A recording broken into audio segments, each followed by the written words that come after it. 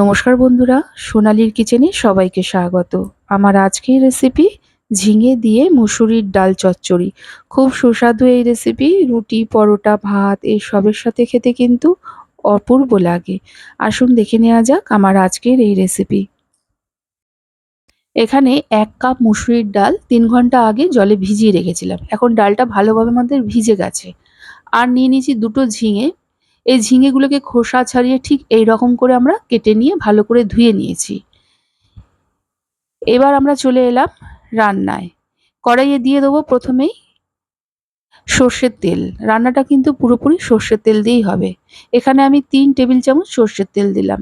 তেলটা ভালো করে গরম হলে ২টো মিডিয়াম সাইজের পেঁয়াজ ঠিক এইভাবে আমরা কুচিয়ে নিয়েছি। সেই পেঁয়াজটা দিয়ে বেশ লাল করে আমরা কিন্তু এটাকে ভেজে নেব।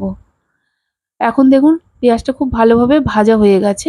এর থেকে আর বেশি ভাজার দরকার নেই। এখন এতে আমরা ১ চা চামচ গ্রেট করা রসুন, ১ চা চামচ গ্রেট করা আদা দিয়ে দিলাম।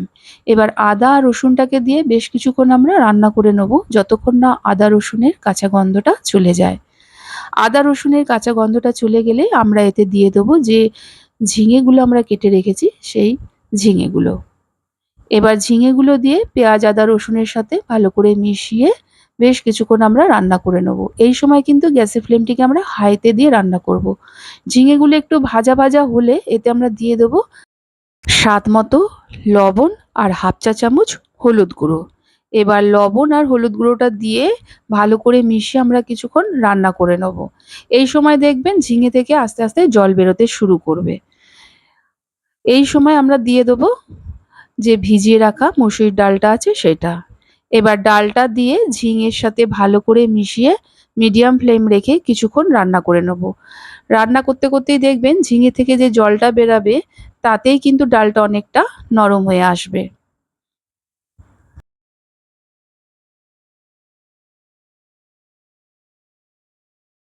ডালটা আস্তে আস্তে নরম হয়ে আসছে, ঠিক এই স্টেজে আমরা ২টো চেরা কাঁচা লঙ্কা দিয়ে দিলাম। এবার কাঁচা লঙ্কাটা দিয়ে আবারও একটু কিছুক্ষণ নেড়ে চেড়ে নেব। তারপর গ্যাসের ফ্লেমটিকে আমাদের মিডিয়ামেই রেখে এটাকে আমরা ঢেকে কিছুক্ষণ রান্না হতে দেবো। এখন কিছুক্ষণ পর দেখাচ্ছি দেখুন, ঝিঙে থেকে যে জলটা বেরিয়েছিল তাতে কিন্তু ডালটা প্রায় সেদ্ধ হয়ে এসছে।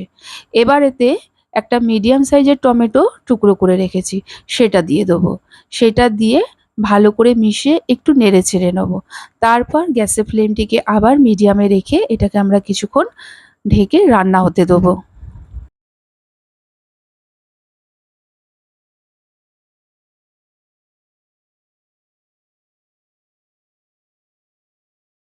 এখন ৩ মিনিট পর ঢাকাটা খুললাম। দেখুন ঝিঙের থেকে আর টমেটোর থেকে যে জলটা বেরিয়েছে না, তাতেই কিন্তু সমস্ত সবজি, ডাল ভালোভাবে সেদ্ধ হয়ে গেছে। ভালো করে নেড়েচেড়ে দিয়ে এটাকে আমরা একটা সাইডে ঢেকে রেখে দিচ্ছি। এর জন্য এবার এটাকে একটা আমরা তড়কা বানিয়ে নেবো। এর জন্য একটা তড়কা প্যানের মধ্যে দিয়ে নিলাম ১.৫ টেবিল চামচ সর্ষের তেল। তেলটা ভালো করে গরম হলে ২টো শুকনো লঙ্কা ফোড়ন দিলাম। সাথে 1/2 চামচ পাঁচফোড়ন দিলাম। আর দিলাম 1/2 চামচ গ্রেট করা রসুন, 1/2 চামচ গ্রেট করা আদা। এগুলো দিয়ে একটু কিছুক্ষণ নেড়েচেড়ে নেবো। সুন্দর একটা গন্ধ বেরিয়েছে। এখন একটা গ্যাসের ফ্লেমটিকে অফ করে এখন এতে দিয়ে দেবো 1/2 চামচ কাশ্মীরি লঙ্কার গুঁড়ো। এবার এটাকে ভালো করে মিশিয়ে আমাদের ডালটার মধ্যে দিয়ে দিতে হবে। এবার এটাকে আমরা ভালো করে নেড়ে নেবো। খুব ফুটন্ত তেলের মধ্যে যদি আমরা লঙ্কার গুঁড়োটা দিতাম তাহলে কিন্তু এটা পুড়ে যেত। তাহলে কালারটা ভালো আসতো না। তাই জন্য গ্যাসের ফ্লেমটিকে অফ করে কাশ্মীরি লঙ্কার গুঁড়োটা মিশিয়ে দেবেন। আমাদের রান্নাটা হয়ে গেছে। এখন এটাকে আমরা ঢেকে রেখে দেওয়ার পর সার্ভ করছি। এটা রুটি, পরোটা, ভাত এসবের সাথে তো খেতে অপূর্ব লাগবেই।